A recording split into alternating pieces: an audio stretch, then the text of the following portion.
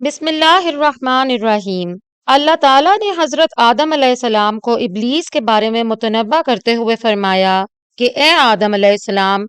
یہ ابلیس تیرا اور تیری بیوی کا دشمن ہے، تو یہ تم دونوں کو جنت سے نکلوا نہ دے۔ اگر ایسا ہوا تو تم مشقت میں پڑ جاؤ گے، یعنی جنت سے نکل کر زمین پر جانا پڑے گا۔ انسان کو پیٹ بھر کھانا اور سیر ہونے کے لیے پانی مل جائے، نیز تن ڈھانپنے کے لیے کپڑا اور دھوپ سے بچنے کے لیے درختوں کا سایہ میسر آ جائے تو یہ بڑی نعمتیں ہیں۔ حضرت آدم علیہ السلام کو یہ نعمتیں جنت میں بغیر کسی محنت اور مشقت کے حاصل تھیں، اور انسان کو ان نعمتوں کی قدر اس وقت ہوتی ہے جب اسے یہ نعمتیں میسر نہ ہوں۔ اس لیے اللہ تعالیٰ نے حضرت آدم علیہ السلام کو شیطان کی دشمنی سے خبردار کرنے کے ساتھ ان کے سامنے جنتی نعمتوں کی اہمیت بھی بیان فرمائی کہ جنت میں آپ نہ بھوک محسوس کریں گے،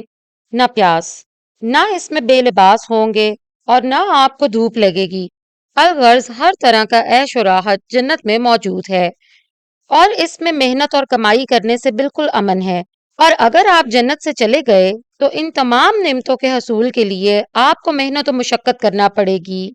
اس لیے آپ ابلیس کے وسوسوں سے بچ کر رہیں۔ اہل جنت کا کھانا پینا بھوک پیاس کی وجہ سے نہ ہوگا، کیونکہ جنت میں بھوک اور پیاس اصلاً نہ ہوگی، اور نہ ہی وہاں زندہ رہنے کے لیے کھانے پینے کی حاجت ہوگی، بلکہ جنت کے تمام کھانے اور مشروبات صرف لذت کے لیے ہوں گے، اور جنتی کا جب جو چیز کھانے پینے کا دل چاہے گا وہ فوراً حاضر ہو جائے گی۔ حضرت آدم علیہ السلام کو سجدہ نہ کرنے کی وجہ سے شیطان مردود ہوا تھا، اس لیے اس نے اپنے دل میں کینہ و حسد پال لیا، انتقام کے متعلق سوچتا رہا، اور آپ علیہ السلام کو نقصان پہنچانے کی طاق میں رہا۔ چنانچہ موقع ملنے پر اس نے حضرت آدم علیہ السلام کو وسوسہ ڈالا اور کہنے لگا، اے آدم علیہ السلام، کیا میں تمہیں ایک ایسے درخت کے بارے میں بتاؤں جس کا پھل کھانے والے کو دائمی زندگی حاصل ہو جاتی ہے؟ اور کیا میں تمہیں ایسی بادشاہت کے متعلق بتاؤں جو کبھی فنا نہ ہوگی اور اس میں زوال نہ آئے گا؟ یہ کہہ کر شیطان نے اللہ تعالیٰ کی جھوٹی قسم کھاتے ہوئے حضرت آدم علیہ السلام سے کہا،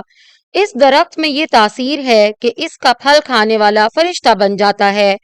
یا ہمیشہ کی زندگی حاصل کر لیتا ہے، اور یوں وسوسوں کے ذریعے دونوں کو اس درخت سے کھانے کی طرف لے آیا۔ حضرت آدم علیہ السلام کے دل میں چونکہ اللہ تعالیٰ کے نام کی عظمت انتہا درجے کی تھی، اس لیے آپ علیہ السلام کو گمان بھی نہ ہوا کہ اللہ تعالیٰ کی قسم کھا کر بھی کوئی جھوٹ بول سکتا ہے۔ نیز جنت قرب الہی کا مقام تھا، اور حضرت آدم علیہ السلام کو بھی اس مقام قرب میں رہنے کا اشتیاق تھا، اور فرشتے بننے یا ہمیشہ کی زندگی مل جانے سے یہ مقام حاصل ہو سکتا تھا، اس لیے آپ نے شیطان کی قسم کا اعتبار کر لیا۔ پھر حضرت حوا رضی اللہ عنہا اور حضرت آدم علیہ السلام نے اس درخت کا پھل کھا لیا۔ حضرت آدم علیہ السلام نے پھل کھانے سے جو منع کیا گیا تھا، اس ممانعت کو محض مکروہ تنزیہی سمجھتے ہوئے اس میں سے کھایا تھا، یا پھر ایک خاص معین درخت کی ممانعت سمجھتے ہوئے اسی جنس کے دوسرے درخت میں سے کھایا تھا۔ لیکن بہرحال یہ ایک اجتہادی خطا تھی جس میں گناہ نہیں ہوتا، لیکن وہ بہرحال خطا ضرور ہوتی ہے۔ ابلیس کے وسوسہ دلانے کے بعد جب حضرت آدم علیہ السلام اور حضرت حوا رضی اللہ عنہا نے اس درخت میں سے کھا لیا تو ان کے جنتی لباس اتر گئے، اور ان پر ان کی شرم کے مقام ظاہر ہو گئے، اور وہ اپنا سطر چھپانے اور جسم ڈھانکنے کے لیے جنت کے پتے اپنے اوپر چپکانے لگے۔ درخت کا پھل کھانے کی صورت میں حضرت آدم علیہ السلام سے اپنے رب تعالیٰ کے حکم میں لغزش واقع ہوئی، اور وہ جو شیطان نے جھوٹ بول کر پھل کھانے کے فوائد بیان کیے تھے وہ سب لا حاصل رہے، یعنی نہ فرشتے بنے اور نہ ہی دائمی زندگی ملی، گویا جو مقصد چاہا تھا وہ نہ پایا۔ بعض علماء کے نزدیک اعتراف خطا جنت میں ہوا، اور بعض علماء کے نزدیک زمین پر آمد کے بعد ہوا، اور وہ اس طرح کہ جنت کی رہائش چھوڑ کر زمین پر آنا پڑا، اور وہاں کی آرام کی زندگی کی جگہ یہاں مشقت کی زندگی اختیار کرنا پڑی۔